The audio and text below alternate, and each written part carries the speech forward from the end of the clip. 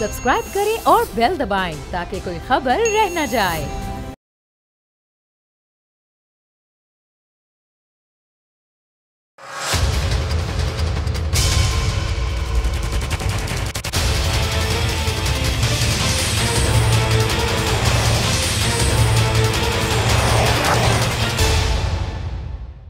अस्सलाम वालेकुम, आप देख रहे हैं प्रोग्राम बस बहुत हो गया। मैं हूं अरबाब जहांगीर और वज़ीर आज़म इमरान खान ने आज से 2 दिन पहले गरीब आवाम के लिए एक तारीखी रिलीफ पैकेज का ऐलान किया था।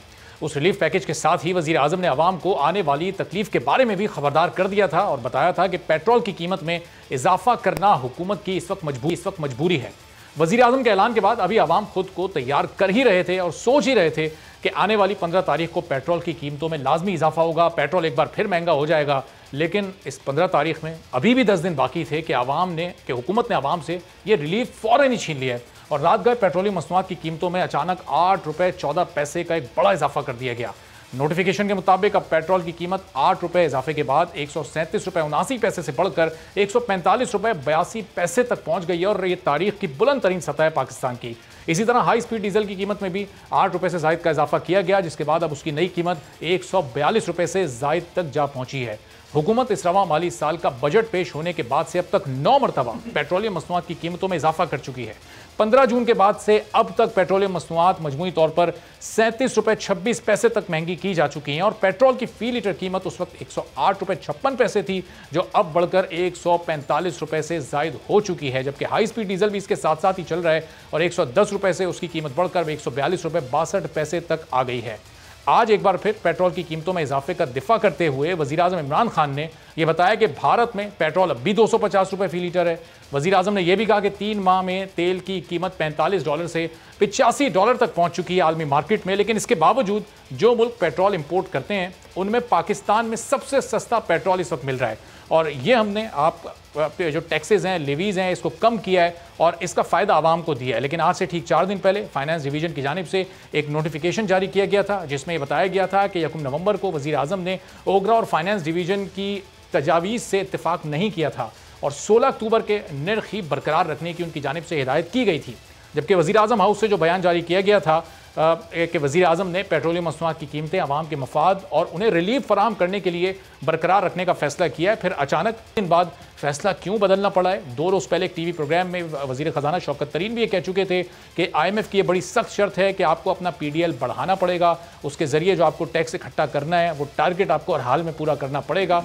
तो शायद उसी की ये शर्त मानते हुए हुकूमत ने ये फैसला किया है। लेकिन अब यहाँ सवाल हुकूमत से बनता है कि महंगाई पर महंगाई हो रही है, तो सवाल उनके इत्तेहादियों से भी बनता है। 2 बड़ी जमातें मुस्लिम लीग काफ और MQM पाकिस्तान इस वक्त पाकिस्तान तहरीक इंसाफ के साथ हुकूमत में शरीक हैं और आज MQM पाकिस्तान से साजिद अहमद साहब हमारे साथ मौजूद हैं और उनसे ज़रा जानने की कोशिश करेंगे कि इत्तेहादियों की इस पूरी सूरत में क्या जिम्मेदारी बनती है।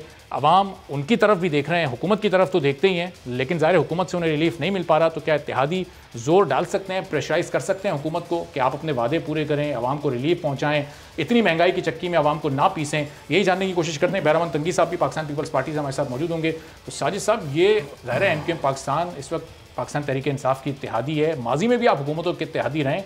इतनी महंगाई के माजी की हुकूमतों में, पीपल्स पार्टी के दौर में या नून लीग के दौर में एक आम आदमी ने महसूस की है? बिस्मिल्लाहिर्रहमानिर्रहीम, अस्सलाम वालेकुम। अच्छा, इसमें तो कोई शक नहीं कि मौजूदा दौर हुकूमत के अंदर लोग वाकई में महंगाई की चक्की में पिस रहे हैं और इस महंगाई को कम से कम MQM पाकिस्तान तो ऑन नहीं करेगी किसी सूरत भी। अभी कुछ अर्से पहले भी MQM पाकिस्तान ने अपने तहफ़्फ़ुज़ात का इजहार भी किया है कि जिस तरह से पेट्रोलियम की मसनूआत में इजाफ़ा और इसके अलावा दीगर जो खुर्दनोश अशिया हैं, आम मामूलात ज़िंदगी के अंदर जो आम लोग जो अशिया यूज़ करते हैं उसकी कीमतों में तेज़ी के साथ इजाफ़ा और फिर कोई कंट्रोल भी उस पर नहीं। इस पर यकीनन MQM पाकिस्तान को भी तशवीश है और एज ए इत्तेहादी होने के नाते यकीनन किसी भी पार्टी के साथ कोलिशन में जाने का बुनियादी मकसद ये होता है कि यकीनन उस पार्टी के अपने वोटरों के मफादात होते हैं, उस पार्टी के और अपने वोटर। मिसाल के तौर पर अगर हम पाकिस्तान तहरीक इंसाफ के साथ आज इत्तेहादी हैं तो उसका बुनियादी पर्पज़, उसका बुनियादी मकसद ये है कि कराची के इशूज़, हैदराबाद के इशूज़, मीरपुर ख़ास के इशूज़, जहाँ जहाँ MQM को लोगों ने वोट दिया है, सपोर्ट दिया है, जहाँ MQM की सीटें आई हैं, जहाँ MQM जीती और नहीं जीती, दोनों ही तरफ से जिस हल्के से MQM जीती नहीं जीती लेकिन लोगों ने वोट दिए, उनके बेसिक तहफ़्फ़ुज़ के लिए, उनके मफादात के लिए यकीनन हम पार्ट ऑफ द गवर्नमेंट बने। और पार्ट ऑफ द गवर्नमेंट होने का मकसद ये नहीं होता कि हम हुकूमत के हर फैसले में शरीक हैं। बाद औक़ात इत्तेहादियों को भी आपने शिकायतें करते देखा है। मिसाल के तौर पर बलूचिस्तान के लोग, काफ लीग के लोग भी नाराज़ हुकूमत से, मौजूदा वफाकी हुकूमत से हुए हैं। तो एक नाकाम और फेल हुकूमत के साथ फिर रहने का आपका जवाब बनता है। पीपल्स पार्टी ये कदम उठाती थी, पेट्रोल की कीमत बढ़ाती थी, तो सबको याद है MQM फ़ौरन से अलहदा हो जाती थी हुकूमत से, फिर बड़ा मनाने का और सब चीज़ों का सिलसिला चलता था। रहमान मलिक आते थे, फिर मनाया जाता था, फिर आप वापस हुकूमत का हिस्सा बनते थे। इस हुकूमत को आपने कोई ऐसा झटका नहीं दिया अभी तक? नहीं, मेरे ख्याल में जिस तरह से अभी गुज़श्ता दिनों खालिद मकबूल सिद्दीकी भाई ने भी न्यूज़ पर ये बात की, प्रेस में बात की थी, और उसमें कहा था कि हमें सख्त तहफ़्फ़ुज़ात, यकीनन फिर आखिरी ऑप्शन हमारे पास भी यही होगा कि हम हुकूमत से अलहदा हो जाएँ। और मुझे ऐसा लगता है कि शायद वो टाइम, वो वक्त आने वाला है, क्योंकि हम हुकूमत की नाअहली और कोताहियों के साथ नहीं खड़े हो सकते। अगर वो इस मुल्क को नहीं संभाल सकते, अगर इस मुल्क में मौजूद चारों सूबों में उनका कंट्रोल नहीं है, कोई चेक एंड बैलेंस नहीं कर सकते, तो मेरे ख्याल में जहां हमारी ज़िम्मेदारी है कि जैसे मैंने कहा कि हो सकता है कि हमारे पास एक ऑप्शन है कि हम हुकूमत से अलहदा हो जाएं। अच्छा। लेकिन हुकूमत की भी अपनी जिम्मेदारी है कि वो खुद भी पाकिस्तान के अंदर जल्द इलेक्शन करवा दे। और ये मुतालबा MQM पाकिस्तान कर चुके हैं। इत्तेहादी उस वक्त हुकूमतों को प्रेशराइज करते हैं जब वो ज़रा थोड़ा किसी चीज़ में फंसे हुए होते हैं। इस वक्त ज़ाहिर मईशत को लेकर हुकूमत फंसी हुई है। ऐसे तो नहीं हुकूमत आपको एक और वजारत ऑफर करे और फिर आप सुकून से बैठ जाए। जैसे काफ लीग ने अपने तहफ़्फ़ुज़ात का इज़हार किया, मोहन सलाई साहब को एक वजारत मिली, उसके बाद काफ लीग का गुस्सा ज़रा कैसे झाग की तरह बैठा। नहीं, बिल्कुल ऐसा नहीं है। देखिए, MQM ने हमेशा, अगर कैबिनेट के अंदर MQM का एक वजीर बैठे हैं अमीन भाई, और जब भी कैबिनेट में कभी फ़ारूक नसीम साहब जी, फ़ारूक भाई भी हैं, कैबिनेट में जब भी कभी पाकिस्तान के हवाले से या सिंध के हवाले से या उनके प्रोविंस के हवाले से बात होती है, तो यकीनन MQM ने जिस तरह पूरे पाकिस्तान में गुज़श्ता कुछ अर्से पहले सेंसस हुए, उस सेंसस में कराची की आधी आबादी को कट किया गया। MQM ने भरपूर आवाज़ उठाई और MQM ने पूरा प्रेशर दिया, अपनी उस बात को मनवाया बनिस्बत इस पर कि हम गवर्नमेंट में हैं, कोई हमें वजारत दे दें, हम उस बात को अपने उस मुतालबे से दस्तबरदार हो जाएं। MQM ने उस मुतालबे से दस्तबरदार नहीं हुई, बल्कि MQM ने सेंसस के हवाले से डटी रही उस मौके पर। और अब इंशाअल्लाह ताला 2022 के अंदर सेंसस, ये एक बहुत बड़ा काम है, सेंसस होने वाले हैं। इसके अलावा MQM पाकिस्तान ने बल्दियाती इलेक्शन के हवाले से वफाक में, कौमी असम्बली के अंदर, सेनेट के अंदर, सूबे के अंदर भरपूर आवाज़ उठाई। और ये मुतालबा है हमारा, मतलब कोई अगर वजारत देकर इन मुतालबों से हमें दस्तबरदार कर दे तो पॉसिबल नहीं है, ये मुमकिन नहीं है। और ये फिर वाज़ेह कर दे कि MQM या कोई भी इत्तेहादी मौजूदा गवर्नमेंट की या किसी भी गवर्नमेंट में के साथ हों, तो ये हरगिज़ नहीं हो सकता कि हुकूमत के हर स्टैंड के साथ हर पार्टी चले। ये अच्छी बात है कि स्टैंड है। हुकूमत की इत्तेहादी जमात को भी इस बढ़ती हुई महंगाई का एहसास है और हुकूमत के इन फैसलों में खुद को शरीक नहीं समझती। लेकिन बहरामन तंगी साहब, देख रहे हैं आपके इत्तेहादी जमातें भी अब आहिस्ता आहिस्ता हुकूमती कारकर्दगी पर सवालात उठा रही हैं। लेकिन पहले ज़रा आपसे सवाल यह, आज आप साइकिल पर क्यों गए कौमी असम्बली? ये पेट्रोल के आपकी भी कुव्वत खरीद से बाहर हो चुका है? बिस्मिल्लाहिर्रहमानिर्रहीम। मेरे भाई, मैं एक पॉलिटिकल वर्कर हूँ, तकरीबन 41 साल मेरे कैरियर है, और कुछ बातें या कुछ काम ऐसे होते हैं कि पॉलिटिकल स्कोरिंग के लिए लोग करते हैं या पर्सनल पॉपुलैरिटी के लिए लोग करते हैं। लेकिन आज जो मेरा मैसेज था, बिलीव मी, मैं अनूत कह रहा हूँ कि हम इस वक्त इस काबिल नहीं रहे कि हम अपनी गाड़ियों में पेट्रोल डाल सके। जो मेरा मैसेज था सेलेक्टेड प्राइम मिनिस्टर को, जो नालायक हैं। तंगी साहब, आपको तो पेट्रोल अलाउंस मिलता है, सरकारी पेट्रोल आपको मिलता है, आपके लिए पेट्रोल डलवाना क्या मसला है? नहीं, गलत है, बिल्कुल नहीं मिलता है, बिल्कुल गलत कह रहे हैं आप। मैं इस शो से कहता हूं कि सेनेटर ऑफ पाकिस्तान को पेट्रोल नहीं मिलता है, स्टैंडिंग कमेटी के चेयरमैन को पेट्रोल बेशक मिलता है, लेकिन सेनेटर्स को नहीं मिलते हैं। लेकिन मैं आता हूं आपके सवाल की तरफ कि मेरा जो मैसेज आज साइकिल पे जाने का, ये मैसेज मैंने, जो प्राइम मिनिस्टर है, जो नालायक प्राइम मिनिस्टर है, मैंने उसको मैसेज देना था कि आज अगर एक पार्लियामेंटेरियन अफोर्ड नहीं कर सकते हैं, तो मेरे भाई आप देख लें कि जो इस वक्त डेली वेजेस के लोग हैं, इस वक्त जो दिहाड़ी वाले लोग हैं, इस वक्त जो गुर्बत की लकीर से 80 लाख लोग नीचे चले गए हैं, वो अपने बच्चों को 2 वक्त को रोटी नहीं दे सकते हैं। मैं ये कैटेगोरिकली कहता हूँ, मैं गांव से ताल्लुक रखने वाला जमींदार बंदा हूँ। मैं इस वक्त भी मेरे उजरे पे, मेरे घर पे लोग आते हैं, हम डिस्कस करते हैं कि लोगों की क़ुव्वत खरीद जो है वो आटे का नहीं है। 1450 रुपये 20 किलो आटा जो तेला है वो बिकता है इस वक्त खैबर पख्तूनख्वा में। लेकिन इस बंदे ने, इस वज़ीर आज़म ने कहा था कि जिस प्राइम मिनिस्टर ने अपने मैनिफेस्टो पे अमल नहीं किया वो कठपुतली होता है। तो मैं बार बार सेनेट में पूछता हूं कि मैं वज़ीर आज़म को हूं या कठपुतली वज़ीर आज़म को हूं, इसलिए कि इनकी पॉलिसी, इनका मंशूर, इनका मैनिफेस्टो ये था कि जब मैं हुकूमत में आऊंगा तो मैं अवाम की जिंदगी में खुशहाली ले आऊंगा, मैं डॉलर, पेट्रोल और गैस और बिजली की कीमत कम करूंगा, मैं IMF के पास नहीं जाऊंगा, मैं कर्जे नहीं लूंगा। ये इनका मैनिफेस्टो था। तो आज अगर इसने अपने मैनिफेस्टो पे अमल नहीं किया तो इट मींस कि ही इज द सेलेक्ट कठपुतली प्राइम मिनिस्टर। और फिर जब उसने ये भी कहा था लेकिन तंगी साहब, चले ये इन सब बातों पर अगर अमल करते तो फिर मुल्क की मईशत को लेकर के आगे चला जा सकता था क्या? हकीकतन ये बात तस्लीम की जा सकती है कि ये IMF के बगैर मुल्क की मईशत चल सकती थी? देखिए, मैंने कब कहा कि IMF के पास नहीं जाना चाहिए। ये पहली हुकूमत है कि IMF के पास चली गई, लेकिन इस वक्त IMF को अपने मुल्क गिरवी कर दिया।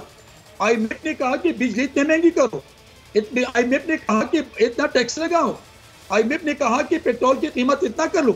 क्या IMF के पास, लेकिन आज जो IMF के पास ये लोग गए हैं 74 साल तारीख में जितना कर्जा लिया था, आज 3-3.5 सालों में इससे ज्यादा कर्जा लिया। लेकिन तंगी साहब, ये तो जाहिर है हर हुकूमत जब जाती है IMF के पास वो पाकिस्तान कर्जों में धंसता ही चला जाता है। आज तक कोई ऐसी हुकूमत आई नहीं है कि उसने कर्जों का बोझ कम किया हो। कैसर अहमद शेख साहब नून लीग के रहनुमा भी हमारे साथ मौजूद हैं। कैसर साहब के पास जाने से पहले साजिद भाई, ये क्या MNA MP कहीं पेट्रोल अलाउंस नहीं मिलता?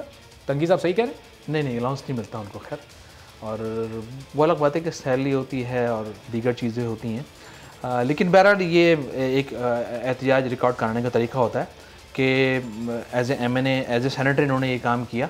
इसका मतलब बुनियादी जो मैं समझा वो ये है कि हम भी पब्लिक के साथ खड़े हैं और हम पब्लिक के साथ हैं, और इसके अलावा और कुछ बुनियादी मकसद ये इनका है कि सेनेटर पे आने, साइकिल पे आने का बुनियादी मकसद ये है कि, लेकिन अगर इनका ये कहना है कि अफोर्ड नहीं कर सकता, ऐसा नहीं है। 14,000-15,000 कमाने वाला बेचारा भी सब गुजारा कर रहा है। और लेकिन बहरहाल ये है कि इन्होंने शो करने की कोशिश की है कि हम पब्लिक के साथ। सही। तो कैसर अहमद शेख साहब, ज़ाहिर है अब ये IMF की शर्त थी, वज़ीर ख़जाना बता चुके थे कि PDL तो बढ़ेगा, एक्सपेक्टेड था कि 15 से बढ़ना है, वो उन्होंने 10 रोज़ पहले बढ़ा दिया। लेकिन इसके अलावा क्या कोई और ऑप्शन हुकूमत के पास है IMF की शराइत ना मानने का, बिजली महंगी ना करने का, पेट्रोल की कीमत ना बढ़ाने का, आवाम पर टैक्सेस का मजीद बोझ ना लादने का? कहीं कोई ऐसा ऑप्शन आपको दिखाई दे रहा है? देखिए, बहुत ऑप्शन है। ये ऑप्शन तो IMF से अगर हम जाके नेगोशिएट कर रहे हैं तो ऐसी कोई बात नहीं है। IMF एक इदारा है और अगर वो पाकिस्तान को सहूलत देता है तो वो तो ले लेना, लेकिन ऑप्शन हमारे पास बहुत ज़्यादा है। देखिए, IMF क्या कह रही है कि आप अपना बजट का खसारा कम करो। इस वक्त पिछले 2 सालों में मैं बिजनेस को रिप्रेजेंट करता हूँ और बहुत कम लोग जो बिजनेस से इलेक्ट होके आते हैं और यहाँ भी डायरेक्ट इलेक्शन में पब्लिक से भी इलेक्ट होते हैं, ऐसे हैं असेंबली बैठे हुए। तो मैं ये कह रहा हूँ कि इस वक्त हमारे पास सबसे बड़ा ऑप्शन है कि 2 सालों में बहुत ज़्यादा प्रॉफिट हुआ है प्राइवेट सेक्टर में बिजनेसमैन को। मैं खुद एग्री कर रहा हूँ इसको, हालांकि मेरे कोलीग इस बात को ना अच्छा समझे, तो टैक्स लेना चाहिए अमीर आदमी से। ये जो विंड फॉल प्रॉफिट हुआ है, जैसे शुगर मिल वाले, बजाय कि उनके खिलाफ आप कोई कार्रवाइयाँ करें, उनको प्रॉफिट है, प्रॉफिट पे आप इस वक्त 29% टैक्स है, आप 50% टैक्स कर दें, क्यों ना करें? बिजनेसमैन को टैक्स होना चाहिए। कैसे अगर उन्हें टैक्स नेट में लाया जाएगा वो कीमतें और बढ़ा देंगे। हुकूमत का कीमत पर तो कोई कंट्रोल नजर ही नहीं आ रहा, सिर्फ माफिया के पीछे उसके पीछे छुप जाते हैं। इनकम टैक्स की कीमत नहीं बढ़ती। इनकम टैक्स, यही तो बात आपको बताना चाह रहा हूँ, जितना प्रॉफिट होता है उसमें से आधा टैक्स करेंगे। प्रॉफिट वो जितना मर्जी लें पूरी दुनिया में, कमोडिटी प्राइस बढ़ा देंगे ना वो। नहीं बढ़ा, कैसे बढ़ा देंगे? मार्केट सप्लाई बड़ा प्राइस इसलिए बढ़ी हुई है कि दुनिया में चीनी की कीमत ऊंचा है। अगर आप प्राइस कम रखेंगे ना तो आपकी स्मगल हो जाएगी, लेकिन अगर आप प्राइस वही रखें उसमें टैक्स ले लें तो स्मगल नहीं होगी। आप वो टैक्स आप गरीब आदमी को दें। और मैं आपको ये बताऊं कि इस वक्त इन्होंने 120 अरब रुपए इस प्रोग्राम में रखे। अब वो 13 करोड़ रुपए पे अगर तकसीम करें तो 900 रुपए बनता है फी का, और अगर 6 महीने को तकसीम कर लें तो 150 रुपए फी महीना एक आदमी को दिए। इसमें से काफ़ी एडमिनिस्ट्रेशन खर्चे हो जाएंगे। ये पहली बार हुआ है। देखिए ना, ग्रोसरी वाला छोटा दुकानदार इसको मैनेज नहीं कर सकेगा और उसकी प्लानिंग करना बड़ा मुश्किल हो जाएगा। तरीका ये था कि ये 40,000 रुपए तक की जिसकी तनख्वाह है ना, उसको 25% तनख्वाह बढ़ा देते, और जो मिनिमम सैलरी है सिंध गवर्नमेंट ने 25,000। फिर प्राइवेट सेक्टर में इसको अमल दरामद इस पर कैसे करवाते? हुकूमत कैसे मुमकिन बनाती? प्राइवेट सेक्टर को 25,000 सिंध गवर्नमेंट ने कर लिया तो हो गया ना एक्सेप्टेबल। आप 30,000 रुपये मिनिमम सैलरी रखें, क्योंकि जब 110 रुपये डॉलर था तो तब भी तनख्वाह इतनी ज़्यादा तो नहीं थी। जब 60% डॉलर बढ़ गया, आपका माल एक्सपोर्टर का तो सारा डॉलर में बिक रहा है, तो अगर उसकी तनख्वाह वो बढ़ती है तो फ़र्क नहीं पड़ता, हमारी कास्ट में भी फ़र्क नहीं पड़ता। असल इनको समझ नहीं है, क्योंकि ये अहलियत नहीं है ना चलाने की। IMF क्या कह रही है? IMF कह रही है कि आप अपना बजट का खसारा कम करें। अगर आप रेवेन्यू ले, पूरी दुनिया में टैक्स ज़्यादा होता है, हमारे पूरे FBR का जो रेवेन्यू है वो 11% है इस वक्त कौमी आमदनी का। दुनिया के किसी मुल्क का, इंडिया का 15% है। आप अरबों रुपए बहुत ज़्यादा नया टैक्स ले सकते हैं और वो गरीब आदमी को पास ऑन करें। गरीब आदमी इस वक्त पिस गया है, महंगाई बहुत ज़्यादा है, हालत बहुत ख़राब है। और IMF दूसरी क्या बात कह रही है? पेट्रोल की प्राइस आप क्यों बढ़ा रहे हैं? मैं कह रहा हूँ कि अमीर आदमी को जिसने इस वक्त विंड फॉल प्राइवेट किया है, स्टील वाले हों, चाहे वो यान वाले हों, चाहे वो केमिकल वाले हों, चाहे वो किसी भी इंडस्ट्री। ठीक है, तो कैसे तो जाहिर है आप तो ऑपोजिशन में, आपकी तजावीज़ तो हुकूमत के लिए मानना शायद थोड़ा मुश्किल फैसला हो, लेकिन साजिद भाई साहब आप तो जी कैसे, मैं आपकी तरफ वापस आता हूँ जरा, आपसे मजीद तजावीज़ भी मैं लेता हूँ जरा। मैं तो पहले दिन से जी आप तो समझा रहे हैं, लेकिन जाहिर है ऑपोजिशन के लिए बड़ा मुश्किल होता है हुकूमत को समझाना, लेकिन उनके इत्तेहादी उन्हें बड़ी आसानी से समझा सकते हैं। साजिद साहब, आप लोगों की जानिब से, आप और काफ लीग तो दो बड़ी तजुर्बेकार सियासी जमातें हैं, माजी में कई बार हुकूमतों का हिस्सा रह चुके हैं। आप लोग की जानिब से नहीं हुकूमत को ये तजावीज़ पेश की जाती, समझाया जाता है कि मुल्क की मौशी सूरत हाल बेहतर करनी है। कैसे साहब, मैं वापस आ रहा हूँ आपकी तरफ, साजिद साहब को मौका दीजिएगा। मैंने एक पॉइंट आपको पहले दिया है स्टार्ट में कि देखिए, इत्तेहादी होने का बुनियादी मकसद तो मैंने आपको बताया कि क्या है कि यकीनन हमारे अपने गोल टारगेट्स हैं, पब्लिक जिन लोगों ने हमें वोट दिया, सपोर्ट किया है। इसके अलावा अगर मौजूदा हुकूमत, ऐसा भी हुआ है, मिसाल के तौर पर आपने काफ लीग की मिसाल या MQM की मिसाल एग्जाम्पल आप दे रहे हैं, तो हम मुख्तलिफ जमातों के साथ, नून के साथ भी हम पार्ट ऑफ द गवर्नमेंट रहे हैं, पाकिस्तान पीपल्स पार्टी के साथ भी पार्ट ऑफ द गवर्नमेंट रहे हैं, और दोनों जमातों से पहले हमारे इख्तिलाफात रहे हैं। अच्छा, उसकी बुनियादी वजह भी यही थी, जो आज भी यही है, कि बाला फैसले तमाम हो जाते हैं और इत्तेहादियों को एतमाद में नहीं लिया जाता। और अगर इसी तरह महंगाई बढ़ती है अगले 2 साल, तो भी आप 2 साल तक हुकूमत के साथ ही रहेंगे? मैंने आपसे ये भी कहा कि ज़रूरी नहीं कि हम उनके साथ हुकूमत में रहें, और फिर यकीनन इत्तेहादियों के पास भी एक ही रास्ता होता है कि हम इत्तेहाद से अलग हो जाएँ, क्योंकि उनकी कोताहियों और गलतियों का बोझ हम अपने, कोई भी जमात अपने कांधों पर नहीं डाल सकती। अब बिल्कुल इस तरह से अगर आप देखिए, एक कुछ चीज़ें ऐसी हैं कि मिसाल के तौर पर हमें अच्छी तरह याद है कि 18वीं तरमीम को हमने पाकिस्तान पीपल्स पार्टी को ज़माने में सपोर्ट किया था, जिस वक्त 18वीं तरमीम आई थी, और हमारा बुनियादी मकसद ये था कि छोटे सूबे हमेशा महकूम होते हैं, मजलूम होते हैं, उनके पास वो पावर इख्तियार नहीं, तमाम इख्तियारात अथॉरिटी जो होती है वो अपना वफाक के पास होती है और फेडरल के पास होती है। हमने उसको सपोर्ट किया, लेकिन उसको सपोर्ट करने के बाद भी हमने देखा कि मिसाल के तौर पर NFC अवार्ड की मद में अगर सिंध को पैसा वफाक से मिला तो वो पैसा सिंध के अंदर उस तरह नहीं लगा, कराची में उस तरह नहीं लगा। मिसाल के तौर पर गुज़श्ता अभी कुछ अर्से पहले की रिपोर्ट आई थी, उसमें उस रिपोर्ट के अंदर ये बाकायदा शाया किया गया था, बताया गया था, दिखाया गया था, राइट किया गया था उसके अंदर ये कि गुज़श्ता 2 साल के दौरान कराची से 50,000 अरब रुपए रेवेन्यू जनरेट हुआ है। तो जो शहर इतना कमा के दे, उस शहर को आप गांव और देहात की सूरत में चेंज कर दें, उस शहर को आप ट्रांसपोर्ट ना दें, उस शहर में बल्दियाती लोगों को आप इख्तियार ना दें, उनको आप इख्तियार ना दें। हमारी जंग तो ये भी इनसे, हमारी जंग ये भी इनसे। अच्छा, इसमें वफाक को सपोर्ट करने का बुनियादी वजह इनसे नाराज़गी हमारी ये कि इन्होंने कभी शहर को सपोर्ट नहीं किया, पाकिस्तान पीपल्स पार्टी ने भी, और इसके अलावा भी वफाक को सपोर्ट करने की बुनियादी वजह ये थी कि शायद वफाक भी, लेकिन वफाक के भी वही हाथ पाँव बन गया कि 18वीं तरमीम की वजह से वो भी अपना इनपुट सही, लेकिन अब सही साहब, जाहिर है कि अब आप कुछ सोच सकते हैं इस बारे में कि अब हुकूमत के साथ आगे चलना ही नहीं चलना। तंगी साहब, अब आप लोगों की जो तहरीक थी, पहले आप लोग साथ थे PDM के, फिर अलहदा हो गए, इसका कहीं कोई मकसद उस वक्त तक नहीं नजर कामयाब हो सकता जब तक कोई इत्तेहादी जमात हुकूमत से निकल कर आपके साथ ना शामिल हो। तो साजिद अहमद साहब की बातों से कुछ हौसला आपको मिल रहा है? मुस्तकबिल में शायद MQM कोई फैसला कर सकती है इस बारे में, अगर ये हालात इसी तरह रहे?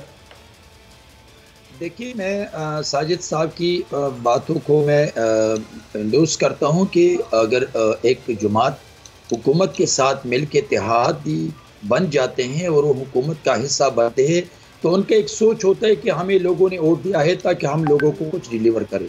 लेकिन मैं साजिद साहब को बताना चाहता हूँ कि 2 चीज़ें हैं। आप एक जमात है सिंध की, और आप सीनियर जमात है, मुख्तलिफ पाकिस्तान पीपल्स पार्टी के साथ भी इत्तेहादी रह चुके हैं, नवाज़ के साथ भी, इसी तरह मुशर्रफ के साथ भी, और अभी आप PTI के साथ भी रहे हैं। लेकिन मैं समझता हूँ कि आपका मकसद ये है कि हम आवाम को भी कुछ डिलीवर करें, और जो मौजूदा मरकजी हुकूमत है, इमरान है, वो पाकिस्तान के अवाम को भी कुछ डिलीवर करें, और फिर वहाँ पर जो वफाक का सिंध का जो हिस्सा है वो वफाक भी उनको दे दे।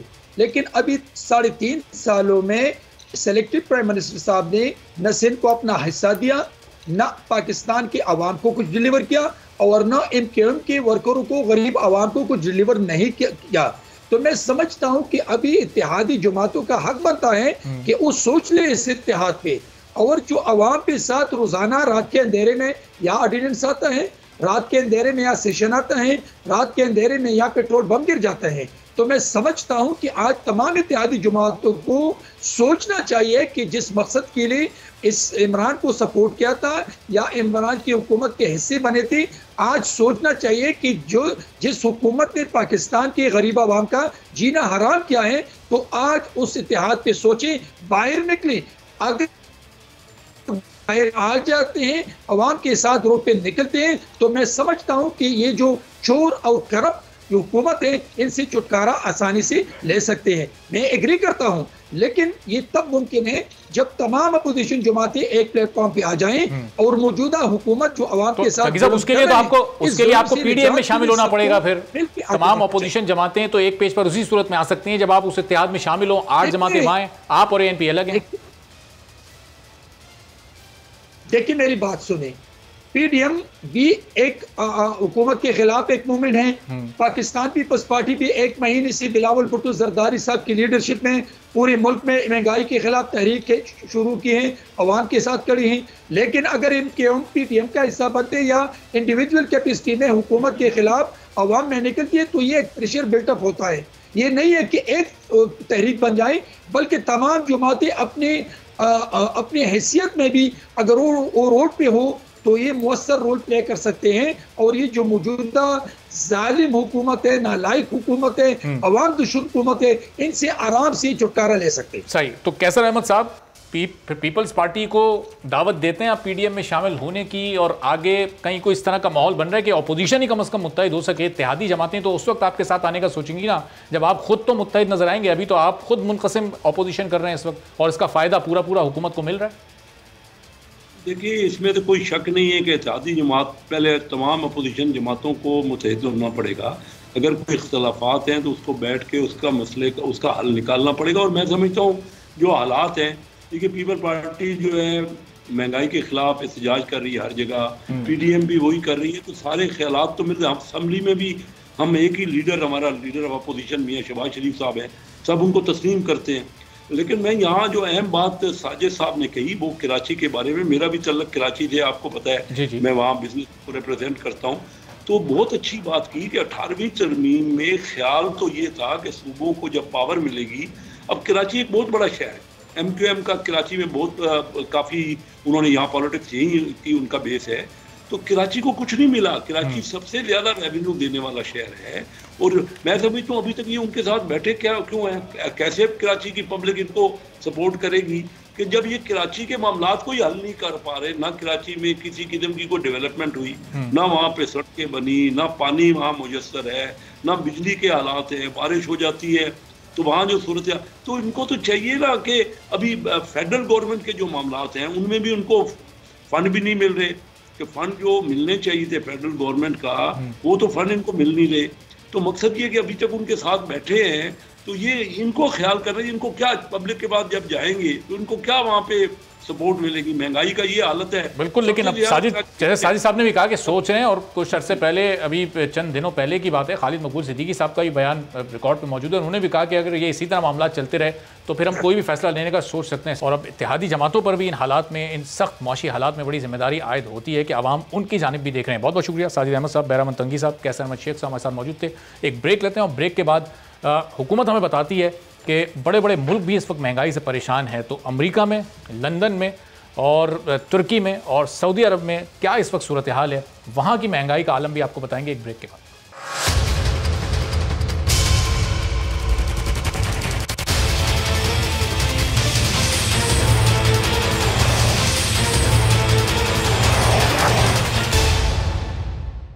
प्रोग्राम में एक बार फिर आपको खुशामदीद कहते हैं। और तेल की कीमतें एक बार फिर आलमी मार्केट में इस वक्त रिकॉर्ड पर रिकॉर्ड कायम कर रही हैं और इन बढ़ती कीमतों का असर जाहिर है कि न सिर्फ पूरी दुनिया में पड़ता है बल्कि पाकिस्तान में भी इसका असर पड़ता है और यहाँ पर असरात फौरी तौर पर सामने भी आ रहे हैं। अशियाए ज़रूरिया की कीमतें अब मुसलसल बढ़ती जा रही हैं।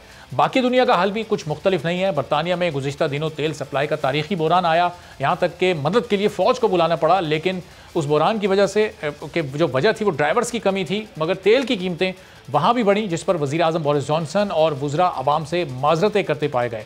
लेकिन हमारे मुल्क में मामला तो बिल्कुल ही उलट है। यहाँ हुकूमत अवाम को तेल की आलमी कीमतें बताकर खित्ते में सबसे सस्ते पेट्रोल की मिसालें देकर सुकून से बैठ जाती है।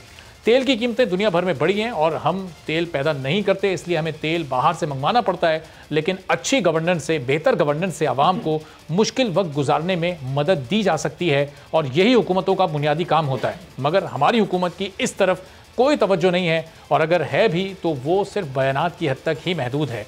सबसे पहले आलमी सतह पर तेल की कीमतों में इजाफे की वजह पर ज़रा नज़र डालते हैं। कोरोना ने गुज़िश्ता साल यानी 2020 में दुनिया भर की मईशतों को तबाह कर दिया था, जिसकी एक बड़ी वजह लॉकडाउन से। तरक्की याफ्ता, तरक्की पजीर और गरीब ममालिक में महीनों लॉकडाउन लगे रहे। अमेरिका, यूरोप और सऊदी अरब वगैरह में तो ये साल भर सिलसिला चलता रहा, लेकिन इंसानी जान के बचाव के लिए बहुत कुछ करना पड़ा। मुआशी तबाही की दूसरी वजह वो रिलीफ पैकेजेस थे जो हुकूमतों ने अपने आवाम को दिए ताकि वो मुश्किलात का मुकाबला कर सकें। अमेरिका में ये पैकेजेस अरबों डॉलर्स पर मुश्तमिल थे जो आज भी आवाम को दिए जा रहे हैं। और इसके बरक्स पाकिस्तान में वज़ीर आज़म इमरान खान मुकम्मल लॉकडाउन के खिलाफ रहे और उनका कहना था कि अगर लॉकडाउन किया गया तो कोरोना से ज़्यादा लोग भूख से मर जाएंगे। वज़ीर आज़म ने स्मार्ट लॉकडाउन और माइक्रो स्मार्ट लॉकडाउन जैसी इस्तिलाहात को मुतारिफ करवाया और यूँ हम उन ममालिक में शामिल रहे जहाँ पर लॉकडाउन के असरात ना होने के बराबर रहे। हुकूमत की जानिब से बार बार ये दावा किया जाता रहा कि हुकूमत ने आलमी वबा से निमटते हुए मईशत बचा ली, जो दुनिया के लिए ना सिर्फ एक मिसाल है बल्कि उसे मॉडल बनाना चाहिए।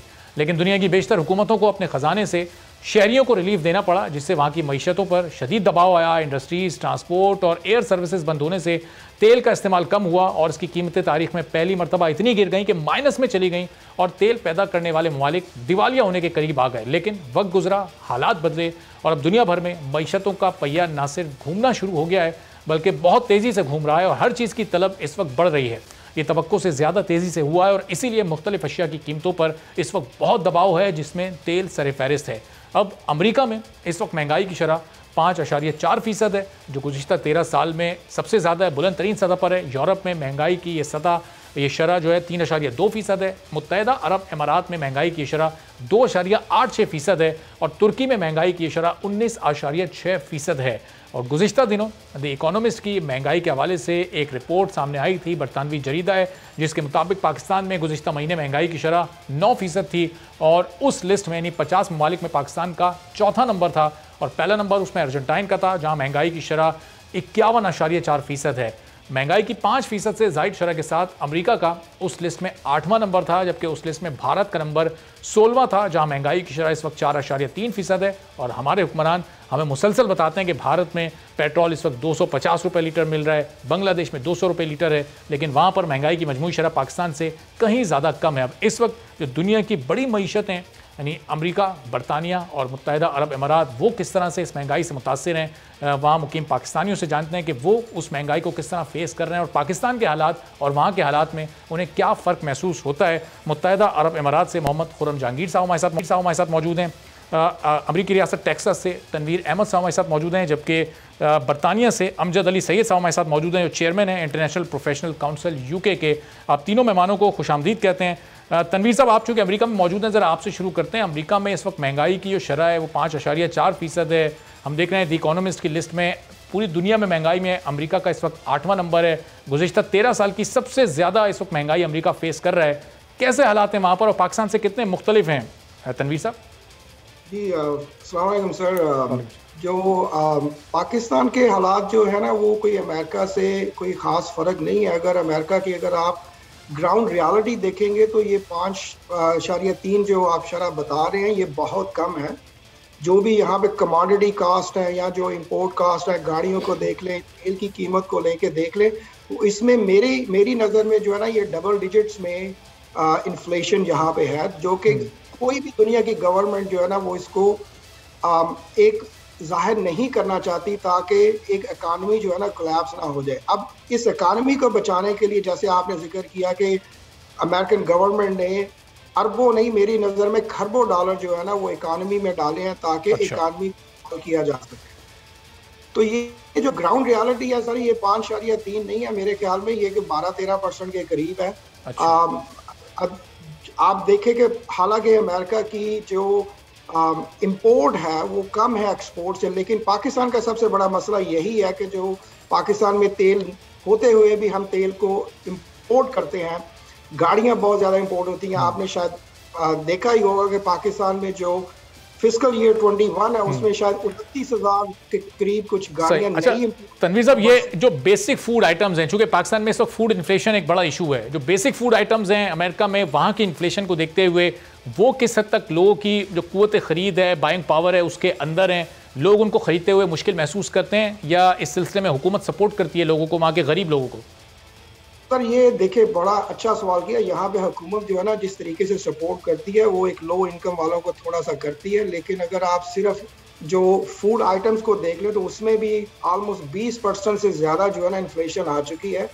यहाँ पे जो बाइंग पावर वो ज़्यादा है पाकिस्तान के बनिस्बत, लोगों के पास जो एक अर्निंग है वो ज़्यादा है, इस वजह से यहाँ पे महसूस नहीं होता है। फिर सबसे बड़ा पाकिस्तान का अलमिया ये है कि जैसे ही डॉलर थोड़ा सा ना उसकी वेरिएशन होती है और पाकिस्तान में एकदम भूचाल सा आ जाता है और कीमतें जो है ना आसमान को छूना शुरू कर देती है, जो कि अमेरिका में हम ये चीज़ नहीं देख सकते। सही, ठीक है, चलें, तो हुकूमत बड़ा सपोर्ट करती है। मैं आपकी तरफ वापस आता हूँ तनवीर साहब। खुर्रम जहांगीर साहब, मुत्तहिदा अरब अमारात में इस वक्त वहाँ क्या सूरत हाल? वहाँ तो महंगाई की शरह बहुत ही कम है, 3% से भी नीचे है, तो ज़ाहिर लोगों के लिए बड़ी आसानी होगी। जो बेसिक फूड आइटम्स हैं उनकी फैसिलिटी, और तेल ज़ाहिर प्रोड्यूसिंग कंट्री में आप बैठे हुए हैं, तो चूँकि तेल सस्ता है तो ज़ाहिर खाने पीने की अशिया भी सस्ती हैं, महंगाई की शरह भी कम है। वहाँ के हालात पाकिस्तान से किस हद तक मुख्तलिफ देखते हैं आप महंगाई को सामने रखकर? देखें जी, पाकिस्तान और यूएई का जो बेसिक डिफरेंस है ना वो वेजेस का। चीज़ें, अगर आप चीज़ों की प्राइसेस की बात करें तो यूएई में भी वही प्राइसेस हैं जो पाकिस्तान में, लेकिन क्योंकि यहाँ पे लोगों की वेजेस कंपैरेटिवली काफ़ी ज़्यादा है तो यहाँ लोगों की परचेजिंग पावर ज़्यादा है। अच्छा, इसलिए यहाँ पे लोगों को, फॉर एग्जांपल, अगर आप किसी भी एक स्पेसिफिक आइटम की प्रोडक्ट की बात करते हैं ना तो आप पाकिस्तान में प्राइस देखेंगे वही प्राइस ऑलमोस्ट यूएई में होगी, लेकिन क्योंकि यहाँ पे वेजेस ज्यादा है तो लोगों को परचेज करना इजी है।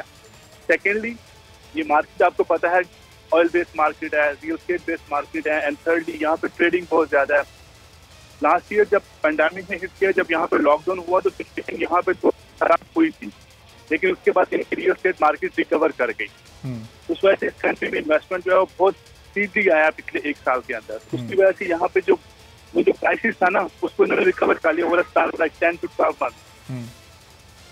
सही, लेकिन खुर्रम साहब, ये जो आप कह रहे हैं कि कीमतें वहाँ पर भी ज़्यादा हैं लेकिन वहाँ परचेजिंग पावर भी ज़्यादा है, तो ये जो चीज़ों की कीमतें, ये आप कन्वर्जन के साथ बता रहे हैं? जिस तरह हमें प्राइम मिनिस्टर और यहाँ के मिनिस्टर्स बता रहे होते हैं कि जी वो पेट्रोल इंडिया में 250 रुपये लीटर है, वो पाकिस्तानी करेंसी के हिसाब से कन्वर्जन रेट के बाद बता रहे हैं, या विदाउट कन्वर्जन वहीं की करेंसी में आप बता रहे हैं कि चीज़ें ज़्यादा हैं?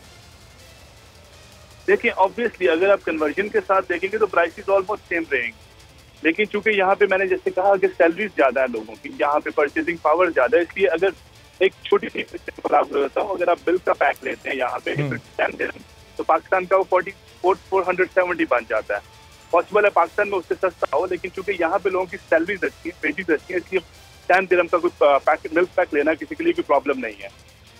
सही, चलें, वहाँ परचेजिंग पावर ज़्यादा है, इसलिए ज़ाहिर है लोगों के लिए चीज़ों को ख़रीदना आसान है, मुश्किल जो महंगाई है उसको झेलना मुश्किल है। अमजद अली सैयद साहब, यूके में क्या सूरत हाल है? कोविड ने बड़ी बुरी तरह से यूके को हिट किया था, वहाँ की मईशत को भी बड़ा उस वक्त नुकसान पहुँचा था, एक तवील अरसे तक लॉकडाउन रहा, फिर वैक्सीनेशन का पूरा अमल मुकम्मल हुआ, अब वहाँ की मईशत भी बहाल हो चुकी है, तो लोगों के लिए पाकिस्तान से मिलती जुलती मुश्किलात हैं, वहाँ भी लोग महंगाई को महसूस कर रहे हैं या हालात नॉर्मल हो चुके हैं? नहीं, आपकी बात बिल्कुल सही है, और बिल्कुल जो यहाँ पे जो महंगाई जो है तकरीबन 6% के करीब जो है इफेक्ट हुआ है। यूके की जो महंगाई है इसका जो पाकिस्तान से थोड़ा सा 50% कंपैरिजन होता है। एक तो यहाँ पे ऑयल की वजह से प्राइस जो है डेफिनेटली इंक्रीज हुई है। दूसरी बात है ये जो मैन्युफैक्चरिंग स्लो होने की वजह से, जो सप्लाई और डिमांड की वजह से, और दूसरी बात ये है कि और स्टाफ की शॉर्टेज की वजह से सप्लाई की शॉर्टेज की वजह से यहाँ पे जो गुड की कीमत, गुड जो है ना शॉर्टेज हो गए, जिसकी वजह से अल्टीमेटली जो है ना उनकी जो प्राइसेज जो है ना हाई हो गई। सुपरमार्केट में गुड नहीं मिलते। मेरे जो स्मॉल जो बिजनेसमैन है उनको अपना बिजनेस करने के लिए गुड की सप्लाई में जो है ना बहुत बड़ा प्रॉब्लम है। लेकिन आप ये देखें कि इनके साथ एक एडवांटेज ये था कि गवर्नमेंट ने, ब्रिटिश गवर्नमेंट ने अपने जो आवाम को और खासतौर पे जो स्मॉल और मीडियम साइज बिजनेस जो थे और आम जनरल पब्लिक को इस कोविड की प्रॉब्लम से निकलने के लिए एक फाइनेंशियल पैकेज दिया, जिसको हेल्प मिली के रिकवरी करने के होने के लिए बिजनेस की। लेकिन अनफॉर्चुनेटली क्या हो गया है कि मैन्युफैक्चरिंग स्लो है, तो आपके पास स्टाफ की शॉर्टेज है, ड्राइवरों की शॉर्टेज है, तो एक शॉर्टेज आ गई है सप्लाई की और डिमांड की, जिसकी वजह से प्राइस जो है इंक्रीज हो रही है। पाकिस्तान में जो है जो मेन जो प्रॉब्लम है वो ये कि पेट्रोल की वजह से आपकी जो है फाइनेंशियल जो करेंसी जो है ना वो एकदम डिप हो जाती है, लो हो जाती है। और दूसरी बात ये है कि आपकी जब डॉलर लो हो जाता है, पेट्रोल की प्राइस हाई हो जाती है और लोगों की जो पर पीजीडी इनकम है, जो लोगों की अपनी इनकम है वो लो है, मतलब कि लोगों के पास रिकवरी के लिए कोई बेनिफिट नहीं है। लेकिन अमजद साहब, जिस तरह अभी रजा बाकर साहब ने भी जब वो मौजूद थे अभी बैरून मुल्क, वहाँ उन्होंने गुफ्तगू करते हुए कहा था कि ये जब रुपी डी वैल्यू हो रहा है तो इसका फ़ायदा ओवरसीज़ पाकिस्तानीज़ को हो रहा है। अब बहुत सारे ओवरसीज़ पाकिस्तानीज़, बल्कि ज़्यादातर ओवरसीज़ पाकिस्तानीज़ जो हैं वो पाकिस्तान में अपनी फैमिलीज़ को सपोर्ट कर रहे होते हैं, तो वाकई इस रुपये के डी वैल्यू होने का फ़ायदा आप लोगों को पहुँचता है, या फिर इस पूरी महंगाई की मजमूई सूरत हाल में आप लोगों के हालात भी इफेक्ट हो रहे हैं और कहीं कोई फ़र्क आ रहा है, मुश्किल हो रही है पहले के मुकाबले में? देखिए, आम जो ओवरसीज होता है उसको नुकसान होता है, क्योंकि जब वो इन्वेस्ट करता है और फिर अपना वो पैसे को वापस लाना चाहता है आफ्टर 3 ईयर 4 ईयर, तो ऑलरेडी जो है ना रुपए की कीमत जो है ना 30% या 40% कम हो चुकी होती है। अगर उसको 10-15% प्रॉफिट भी हुआ है इन्वेस्टमेंट में, तो अल्टीमेटली वो लॉस में चले जाता है।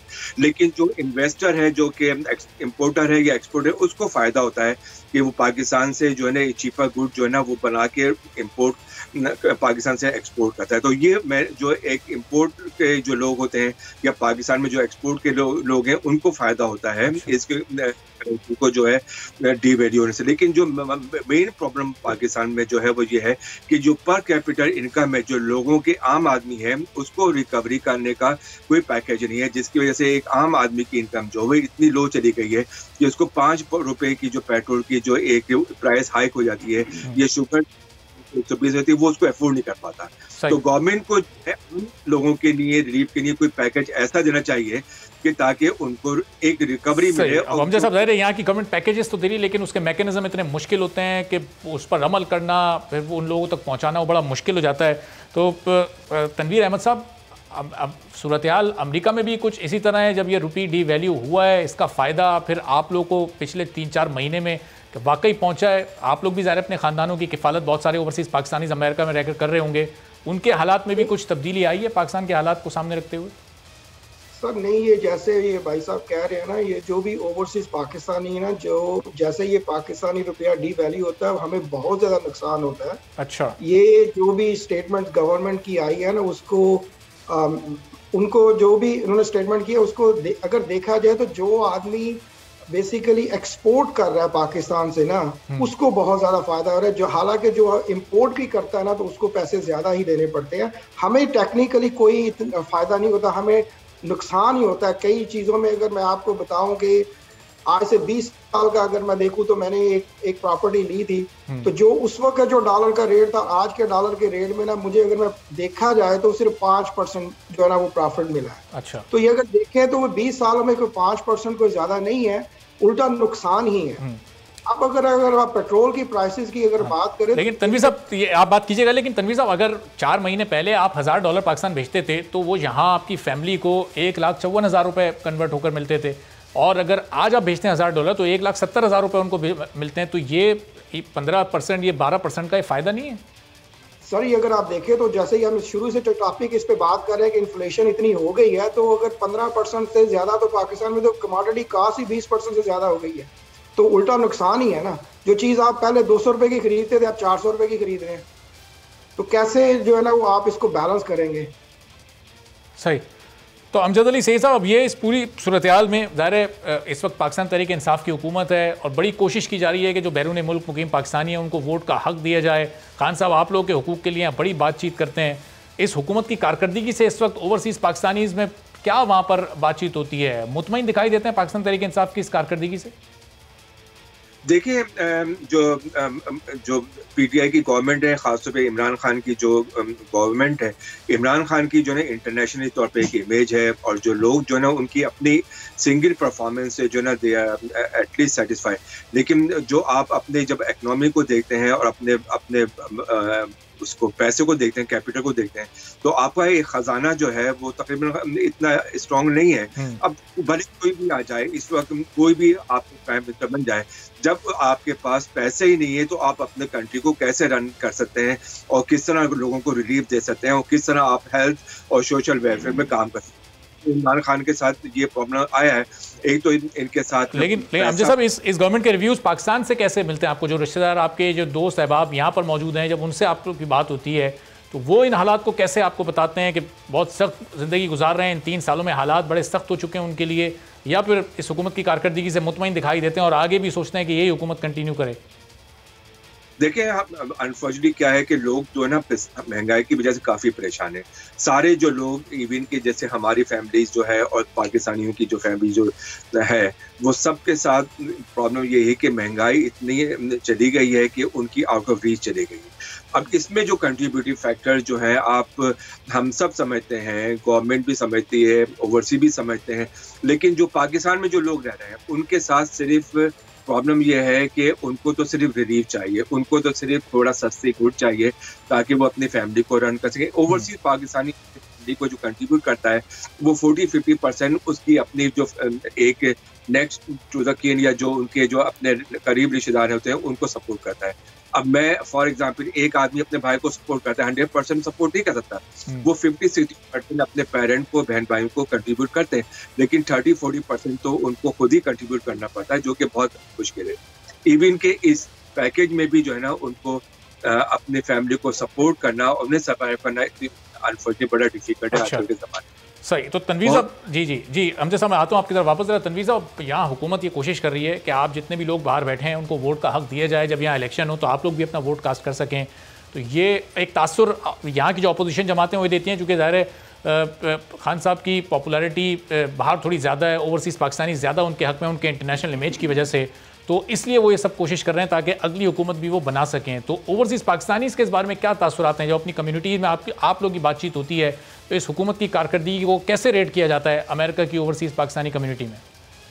तो सबसे पहले जो खान साहब की जो कोशिश है कि जी ओवरसीज़ पाकिस्तानी को वोट का हक दिया जाए, तो मेरे ख्याल में उनका जो मेन मकसद इसके पीछे यही है कि जो ओवरसीज़ पाकिस्तान है, इन्फ्लुएंशियल है, जो कामयाब है, वो किसी तरीके से पाकिस्तान में आए। वोटिंग का हक होगा तो वो हुकूमत में भी आ सकते हैं, ताकि पाकिस्तान का जो एक माशी निज़ाम है या जो भी एक सिस्टम चल रहा है उसको किसी तरीके से बदला जाए। अभी जो भी आप देखते हैं तो कुछ भी अगर पॉलिसी इम्प्लीमेंट होती है तो बहुत सारी वजूहात की वजह से वो बेसिकली नीचे तक आ ही नहीं पाती है और पहले ही उसको ख़त्म कर दिया जाता है। जैसे कि हम ओवरसीज़ में यही देखते हैं कि कुछ भी चीज़ इम्प्लीमेंटेशन होती है तो एकदम जो है ना विद इन लाइक 48 आवर्स वो इम्प्लीमेंट हो जाती है। तो हम उस सिस्टम का हिस्से हैं। फॉर एग्जांपल, अगर हमें कोई चांस मिलता है कि हम पाकिस्तान में आके कुछ कर सके, तो इस चीज़ों को हम एक इस तरीके से तश्कील देंगे कि जिसका डायरेक्ट जो फ़ायदा वो अवाम को हो, ना कि सिर्फ चंद लोगों को हो। सही। तो अमजद अली साहब, ज़ाहिर है जिस वक्त ये पाकिस्तान तहरीक इंसाफ की हुकूमत आई, हुकूमत में आने से पहले खान साहब बताया करते थे कि अब तो बाहर से लोग नौकरियां करने यहाँ पर आएंगे, तो इंटरनेशनली इस वक्त पाकिस्तान का इमेज जहाँ पर आप मौजूद हैं वहाँ अब पाकिस्तानी कम्युनिटी से हट कर दूसरी कम्युनिटीज़ में क्या एक पॉजिटिव इमेज मौजूद है? इन 3.25 सालों में पाकिस्तान तहरीक इंसाफ की कारकर्दगी को एक बेहतर निगाह से देखा जाता है? देखिए, बहुत सारे ओवरसीज पाकिस्तानी जो हैं इस वक्त पाकिस्तान में काम कर रहे हैं और वो शिफ्ट हुए हैं। खासतौर पे एजुकेशन के डिपार्टमेंट में निर्मल यूनिवर्सिटी में बहुत सारे ओवरसीज गए हैं, हेल्थ में गए हैं, कैंसर अस्पताल में गए हैं, और जिन्होंने अपनी बड़ी बड़ी पोस्ट, बड़ी बड़ी इनकम को जो है छोड़ के अपने मुल्क की खिदमत के लिए ये जो करा है। सिवाय के बहुत सारे ओवरसीज जो है they wanted to go come back to Pakistan, लेकिन आप उनको फैसिलिटेट तो करें, कम अज़ कम उनको ऐसी फैसिलिटी दें ताकि वो अपने मुल्क, अपने कंट्रीज़ को जो है ना सर्व करें। बहुत सारे जो ओवरसीज पाकिस्तानी जो हैं वो 30 इयर्स और 25 साल पहले जो आए, अब वो अपने रिटायरमेंट की एज में और वो विलिंग है कि पाकिस्तान को जाके सर्व करें, लेकिन अनफॉर्चुनेटली हालात जो हैं और ख़ासतौर पे जो मेडिकल फैसिलिटी पाकिस्तान में उस तरह की नहीं है कि वो लोग जाके एक पीस ऑफ माइंड के साथ अपना। और दूसरी बात है कि आपके पास पॉलिटिकली कुछ ऐसे प्रॉब्लम होते हैं जिसकी वजह से आप फ्रीली काम नहीं कर सकते।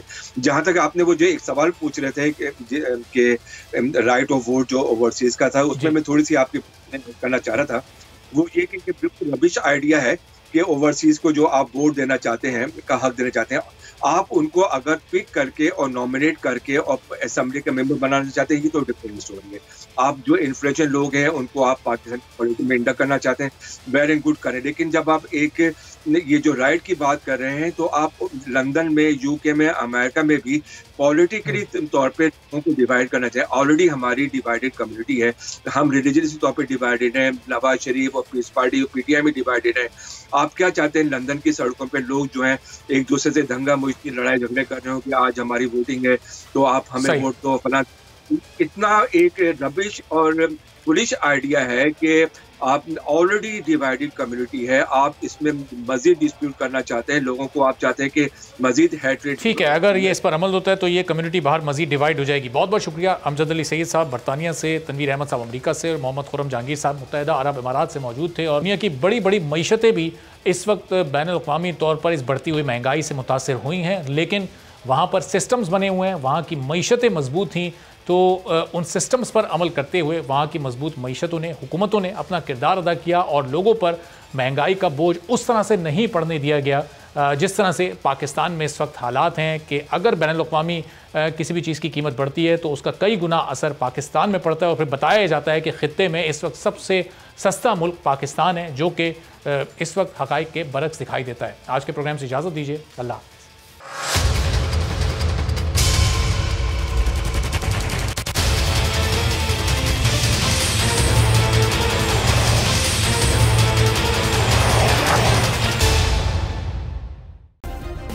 सब्सक्राइब करें और बेल दबाएं ताकि कोई खबर रह न जाए।